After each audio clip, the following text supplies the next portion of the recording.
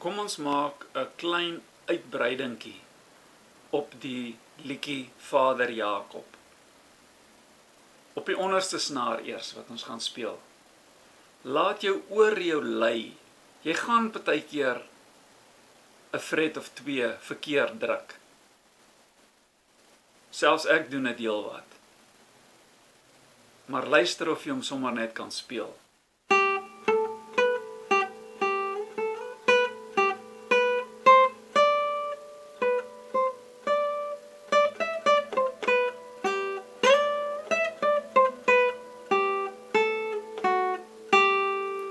As jy dit op een snaar gedoen het, sit jou vinger oor 2 van die jou onderste 2 snare en speel hom net soos jy hom gespeel het op 1.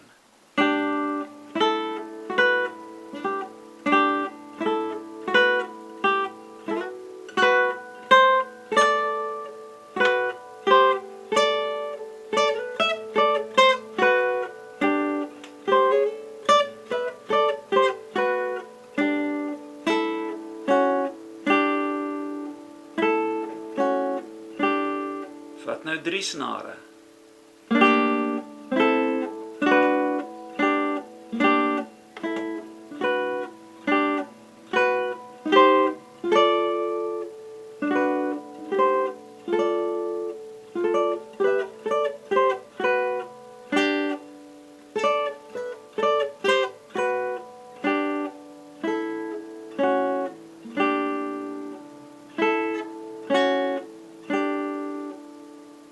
Nou wil ek hê jy moet 'n D-akkoord vat.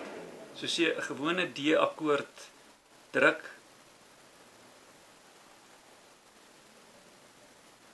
En jy skuif hom na die 3de fret toe, want jy het mos nou begin op die 3de fret.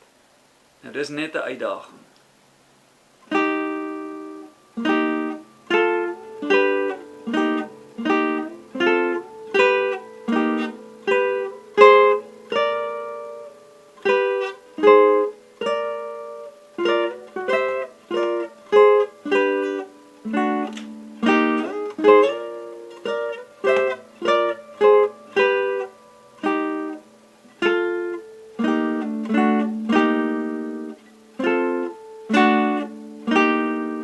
Sien is tot vir my moeilik, maar is 'n lekker uitdaging.